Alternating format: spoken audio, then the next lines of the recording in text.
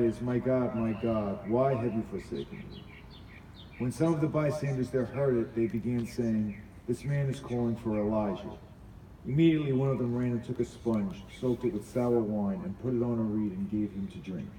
But the rest said, let us see whether Elijah will come and save him from death. And Jesus cried out again with a loud, agonized voice, and gave up his spirit, and releasing his spirit from his body in submission to his Father's plan. And at once the veil of the Holy of Holies of the temple was torn in two from top to bottom. The earth shook, and the rocks were split apart. The tombs were opened, and many bodies of the saints who had fallen asleep in death were risen to life. And coming out of the tombs after his resurrection, they entered the holy city and appeared to many people. Now the centurion and those who were with him, keeping guard over Jesus, when they saw the earthquake and the things that were happening, they were terribly frightened and filled with awe, and said, truly this was the Son of God. There were also many women who were looking on from a distance, who had accompanied Jesus from Galilee, ministering to him.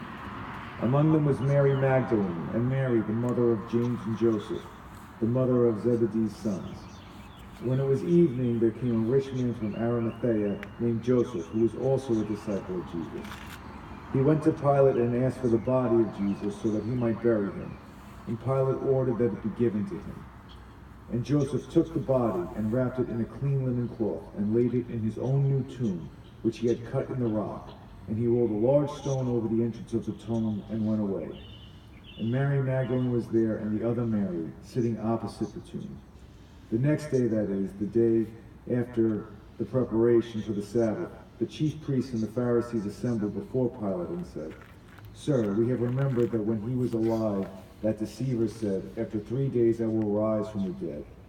Therefore, give orders to have the tomb made secure and safeguarded until the third day. Otherwise his disciples may come and steal him away and tell the people he has risen from the dead. And the last deception will be worse than the first. Pilate said to them, you have a guard of soldiers. Go with them. Make the tomb as secure as you know how. So they went and made the tomb secure. And along with a guard of soldiers, they set a seal on the stone. Now after the Sabbath, near dawn on the first day of the week, Mary Magdalene and the other Mary went to look at the tomb. And a great earthquake had occurred, for an angel of the Lord descended from heaven, and came and rolled away the stone, and sat on it. The angel's appearance was like lightning, and his clothes were white as snow.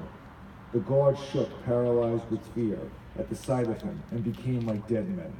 But the angel said to the woman, do not be afraid, for I know that you are looking for Jesus who has been crucified. He is not here, for he has risen, Amen. Just as he said he would. Come, see the place where he was lying. Then go quickly and tell his disciples that he is risen from the dead, and behold, he is going ahead of you into Galilee, as he has promised. There you will see him. Behold, I have told you. So the women left the tomb quickly with fear and great joy, and ran to tell the good news to the disciples. And as they went suddenly, Jesus met them, saying, rejoice. And they went to him and took hold of his feet and worshipped him. Then Jesus said to them, do not be afraid. Go and tell my brothers to leave for Galilee, and there they will see me just as I promised. While they were on their way, some of the Roman guards went into the city and reported to the chief priests everything that had happened. And when the chief priests had gathered with the elders and had consulted together, they gave a sufficient sum of money to the soldiers and said, you say this, his disciples came at night and stole him while we were sleeping. Jesus. And if the governor hears about it, we will calm him down and keep you out of trouble. So they took the money and did as they were instructed. And this story was widely spread among the Jews, and is to the present day. Now the 11 disciples went to Galilee, to the mountain where Jesus had designated. And when they saw him, they worshipped him, but some doubted that it was really him. Jesus came up and said to them, all authority, all power of absolute rule in heaven and earth has been given to me. Go therefore and make disciples of all the nations, baptizing them in the name of the Father and of the Son and of the Holy Spirit, teaching them to observe everything that I have commanded you. And lo, I am with you always, regardless of the circumstances, and on every occasion, even to the end of the age. Amen. Amen.